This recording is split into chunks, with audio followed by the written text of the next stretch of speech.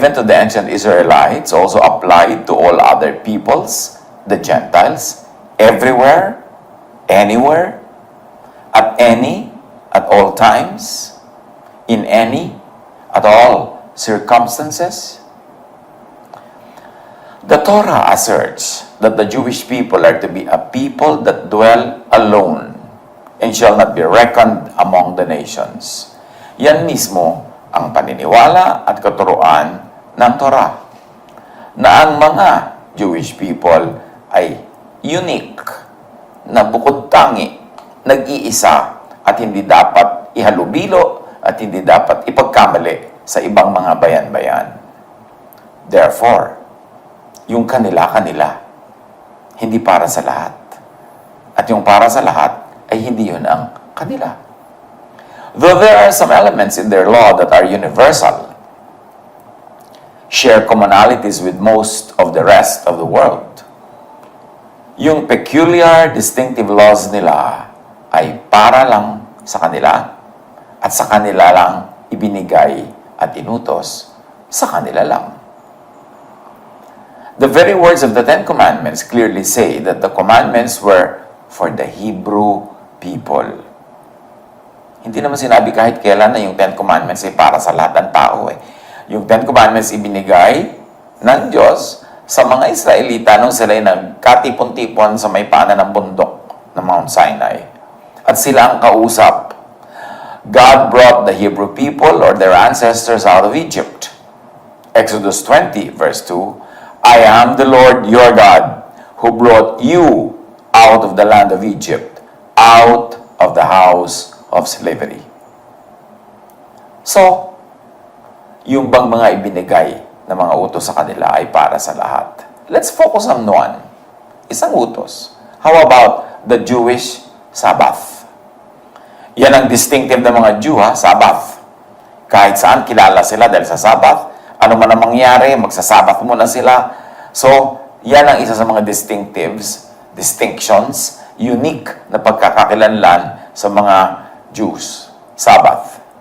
Is there any teaching in the Hebrew Scripture that says the law given to the ancient Israelites, and now we focus specifically on the Sabbath, also apply to all other peoples, the Gentiles, everywhere, anywhere, at any time, at all times, in any situation, at all circumstances?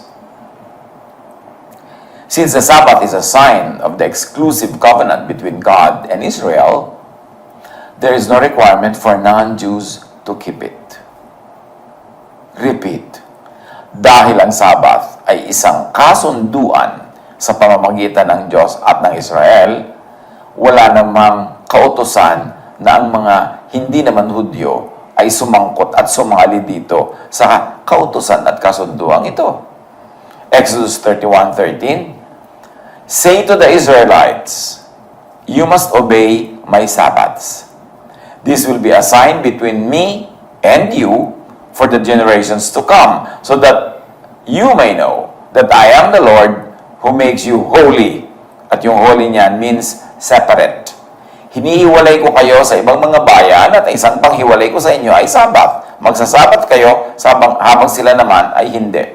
Well, kung gusto nila magsabat sa buhay nila, sa style nila, hindi naman bawal. Pero itong Sabat na ibinibigay sa mga Israelites ay pang-kanila lang para distinction nila sa ibang lahi. Kung lahat ay magsabat, di hindi na separate ang Israelites, hindi na distinct, hindi na iba. So sa kanila ibinigay ang utos na ito. Exodus 20:10, but the seventh day is a Sabbath to the Lord your God. On it you shall not do any work, neither you, nor your son, or your daughter, nor your male or female servant, nor your animals, nor any foreigner residing in your towns. So sino ang kausap sa Exodus 20? The Israelites who were taken out of Egypt. And particularly, not all Israelites. Ang kausap dito ay mga males, heads of the families who had properties. Kasi sino ba ang sasabihan na neither you or your son or your daughter, nor your male or female servant, nor your animals, kundi yung mga lalaki na may mga kapangyarihan, may mga tauhan, may mga hayop, at may mga alipin. If it was intended for all mankind, yung Sabbath na yan.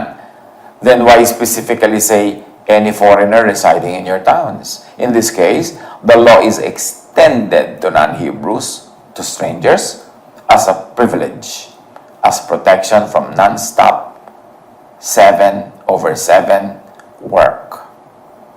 Kasi ang mga tao nun walang pahinga, lalo yung mga katulong, mga alipin, kawawa, 7 days a week nagtatrabaho. So, sinakop sila ng Sabbath para kabaitan sa kanila na sila ay mabigyan ng pahinga, naging requirement sa mga amo na bigyan ng pahinga ang mga tauhan. Yung Sabbath ay para ipahinga, para sa ikabubuti. Pero hindi mandatory na mamamatay ka na, ayaw mo pang gumilos dahil Sabbath. Nagugutom ka na, hindi ka pa pwede magluto dahil Sabbath. You see, Sabbath was given to these slaves so that 7 days of work will be broken by at least 1 day of rest. So, yun ay para sa ikabubuti nila, hindi para sa ikaka-oppress pa nila. The Torah was given to the Kohanim, or the priests, and to the elders, so that they would teach it to the nation, not to the whole world, as Moses had instructed them to do. So, i-clarify natin, ha? It's not bawal for non-Hebrews to observe the Sabbath if they like, pero hindi rin ito requirement. Yung may ibig, pwede mo mag-observe ng Sabbath for all its obvious benefits, especially rest. Pero hindi yung ikinapagod mo na ang pag-observe ng Sabbath kasi yung Sabbath ang naging amo, hindi na pahinga, naging Panginoon na. The rest benefit of the Sabbath is for mga sakop, like family, including employees and animals. Ang kausap na binigyan ng command ay employers, heads of the families, males who had properties. But do not be forced to observe or to enforce the Sabbath kahit may real and urgent need to work. Kahit disadvantageous and oppressive na to rest. Kasi naging gano'n na kalegalistic ang mga Israelites na ikabubuti mong may gawin, hindi, bawal may gawin kasi Sabbath. So, nakasama pa sa iyo yung Sabbath. Kaya itinuwid yan ni Jesus. Mark 2:27, sabi ni Jesus, the Sabbath was made for man, not man for the Sabbath. So, ibinigay ang utos na yan sa ikabubuti nyo, hindi para sa ikasasaba. So, kung hindi nyo ikakabuti, na sundin yan, hindi nyo sundin at this particular moment in time dahil meron kayong kailangang gawin. Jesus set the Israelites free from the oppressive elements, interpretation, and implementation of their laws. And in this particular case of the Sabbath, kasi yun ang pinagbigyan natin ng pansin. Isang araw ng pamamahinga, dumaan si na Jesus sa triguhan. So, bawal kumilos, bawal gumalaw, bawal may gawin, bawal mamitas ng anumang bungang kahoy para kainin mo dahil Sabbath, trabaho yun eh. Nagugutom ang kanyang mga alagad noon, kaya sila'y kumuha ng mga butil ng trigo at kumain yun. Nang makita ito ng mga Pariseyo, sinabi nila sa kanya, tingnan mo ang ginagawa na yung mga alagad. Mahigpit yung ipinagbabawal ng kautosan sa araw ng pamamahinga. Sumagot si Jesus, hindi ba ninyo nabasa ang ginawa ni David nang magutom siya at ang kanyang mga kasama? Pumasok siya sa bahay ng Diyos, kumain ng tinapay na handog at pinakain din niya ang kanyang mga kasama. Labag sa kautosan ang ginawa nila, sapagkat ang mga pari lamang ang may karapatang kumain yun. Pero hindi naman pinagalitan ng Diyos si David. At nakita nyo, inungkat pa siya ni Jesus bilang Exhibit A na pwedeng kumain pag Sabbath, pwedeng may gawin pag Sabbath, pwedeng i-break ang religious law kung ikabubuti ng tao yung kanyang gagawin. Katulad yan, pagkain ng mga tinapay na ipinagbabawal kainin ng iba, kundi para sa mga pari lamang. Yan ang ibig sabihin ng Jesusness. Yan ang ibig sabihin ng God's love. Nasabi naman ng John or 1 John ay hindi naman bagong utos. Dati na nalimutan lang, kaya nire-revive yung love. Love above the legalism of the law. Matthew 12:12, sabi ni Jesus, tahasan itong pagbangga sa tradisyon, it is lawful to do good on the Sabbath. At kung i-extend natin, it is lawful to do good to oneself, to eat on the Sabbath. Jesus introduced ideas that were new, unprecedented in Judaism. Mark 2:27, he said to them, "The Sabbath was made for man, not man for the Sabbath." Jesus came to set free from the law the people who were under the law. Meaning, Jesus came to set free from the law the Jews who were under the law. Kaya sinabi niya, Matthew 15:24, he answered, "I was sent only to the lost sheep of Israel." Sino yung lost sheep? Sila yung lost sheep dahil sa law. Marami hindi makaunawa ng ibig sabihin ng sinabi ni Jesus yung I was sent only to the lost sheep of Israel. Parang kiniklaim na iba, special talaga mga Israelites, sila lang ang pinuntuan ni Jesus. Kasi si Jesus ay dumating para magpalaya mula sa kautusan. Sino ba ang mga alipin ng kautusan kundi yung mga Israelites? Kaya sabi ni Jesus, I was sent and I came only for the lost sheep of Israel because I came to set people free under the law. And the Israelites are the people who are under the law. Matthew 10:5, these 12, Jesus sent out with the following instructions. Do not go among the Gentiles or enter any town of the Samaritans. Bakit na naman? Ba't hindi sila pupunta sa mga Hentil at sa mga Samaritano? Kasi nga, Jesus came to set people free from the law. The people who were under the law, meaning the Jews. Kaya sila lang ang talagang pupuntahan.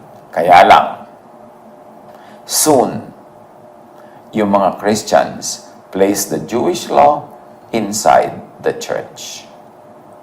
Kaya nangangailangan na rin ang mga Christians ng salvation from the law. Kasi hindi naman sila dapat kasali sa law. Pinalaya na nga yung mga Israelites from the law. Nung naging Christian pa yung ibang Israelite, bumalik pa sa law. At yung mga hindi sila Israelite, kahit kailan, Gentile na naging Christians, nahawahan pa rin sila nung law. Kaya nung lumaon, puro law na uli ang Christian church. Nabura ang Jesusness, naging Pharisees ang uso. Sa Acts 15, 1-2, ito bagong-bago pa lang ang church, nagsisimula pa lang. Certain people came down from Judea to Antioch and were teaching the believers, unless you are circumcised according to the custom taught by Moses, you cannot be saved. This brought Paul and Barnabas into sharp dispute and debate with them. You see, may mga nagtuturo na, nung pa, buhay na buhay pa yung mga apostles, buhay na buhay pa si Paul. May sumingit na agad sa kanya mga naturuan. Kailangan kayo magpatuli. Pag hindi kayo nagpatuli, hindi kayo maliligtas. Kailangan sundin nyo ang mga kautosan ni Moses. Hindi naman yun ang kautosan ni Jesus, di ba? When you believe in Jesus, when you accept Jesus, you get saved by faith. Pero sabi nila, kailangan magpatuli kayo according to the law. So, by law na naman ang salvation. By law na naman ang pagiging godly. This is a big backsliding. Pero nagtagumpay sila in so many ways. Acts 15:5.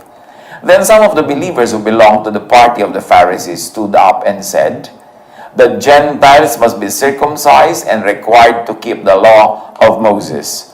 Believers na to, professing Christians. Mga naniniwala na to kay Jesus, kasama na sila sa church. Bagamat hindi pa Christianity ang tawag noon, pero kasama na sila sa fellowship of believers. Pero they belong to the party of the Pharisees. Ang background nila, Pharisaic. Sabi nila, ang mga Gentile, hindi yan tuli. Kailangan tuliin pag naging Christian. Kailangan pasunurin sa law of Moses para makasunod kay Jesus.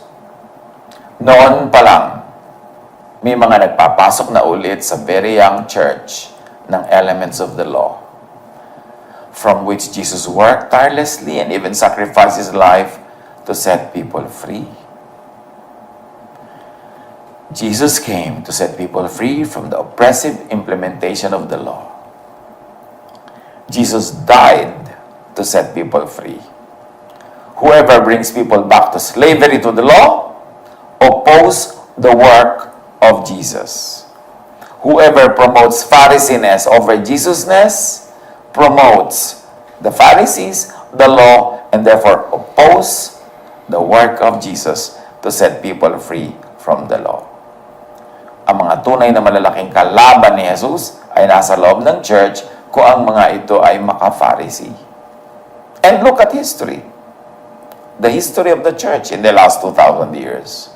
Look at the Christian church today and see how much re-Judaization, reimposing the law, has succeeded. Kaya nakakalito ngayon ng Christian church kung ito ba ay copycat ng Judaism o talagang original na Jesus-based church. Kung sinabi, itinuro ni Jesus ang freedom from the law sa mga Jews, ano pa sa non-Jews? Ano pa sa Christians? Yung mga Jew na nga mismo na under the law, pinalaya niya, yung pa ba namang mga hindi Jew na hindi naman kasali sa law, ang hindi niya palalayain kung ang mga ito ay sumaling pusa sa law. Hindi naman kasali, sumasali. Hindi naman inutusan sa Mount Sinai, sumasali sa mga inutusan, nahihirapan tuloy at nagpapahirap tuloy. Bakit maraming non-Jews, non-Israelites na sumasaling pusa sa Jewish laws? Hindi naman sila Jews. Dinadaig pa ang Jews sa pagpapairal ng Jewish law kahit sa Christians. Tapos igigit nila ang misunderstood and misapplied na sabi ni Jesus, I did not come to abolish the law, but to fulfill the law. Na kung titingnan at face value, ay salungat sa mas maraming sinabi, itinuro at ginawa ni Jesus. Napakarami na tayong messages on the statement of Jesus. How it could be read in harmony with His large body of works and teachings. May message tayo ang pamagat. I remember, if I remember well, is I came to fulfill the law. But for now, hindi naman yan ang ating pinag-uusapan. Kung gusto nating marinig yung ating mensaheng, I came to fulfill the law. Yun talaga bang ibig sabihin niya? That not one dot, not one iota will perish unless the law is fulfilled. Pakinggan nyo na lang. Mabuti na lang may technology, pwedeng i-review yung message nating I came to fulfill the law or fulfill the law. But for now, ang suriin natin na ito, yung original question kanina pa. Ang Jewish scriptures ba, ang mga turo at kautosan dito, ay para sa lahat ng tao sa mundo? Effective for all? Effective for you?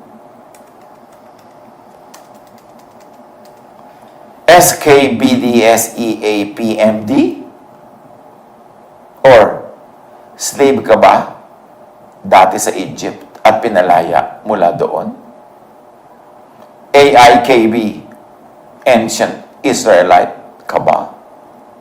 Kasali ka ba sa usapan sa paanan ng Mundok Sinai?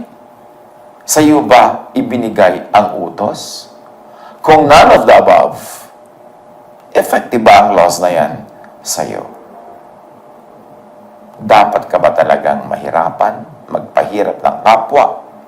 Dapat ka ba talagang magkandara pa, gumapang sa pagsunod at pagpapasunod nito? O dapat bang ma-enjoy ang pahinga na ibinibigay ni Jesus? Sabi niya, I came that you might have rest. I came that you might have peace. I came to love you, to give you God's love, so that you can rest. Yun ba talaga ang nadarama, nararanasan sa patuloy na pag-aaral ng Biblia, pagdalo sa mga Christian gatherings, pagiging very active member ng isang church? Napupunta ba tayo sa rest, sa peace, sa love?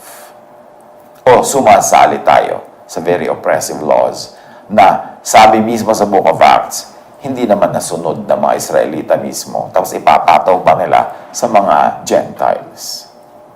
Hindi naman talaga sila successful sa pagsunod sa law, tapos ipipilit pa nilang ipataw ito sa mga hindi Israelites. At yun naman mga hindi na nga Israelites, nakikisalim pusa pa para sila mapailalim sa mga laws na to. Nasasayang ang pag-ibig ng Diyos. Nasasayang ang sakripisyo ni Jesus. Kaya pag-aralan natin, kasali ka ba? Dapat ka bang sumali? O dapat kang makiisa sa new family of God, founded on love, loving, accepting, restful,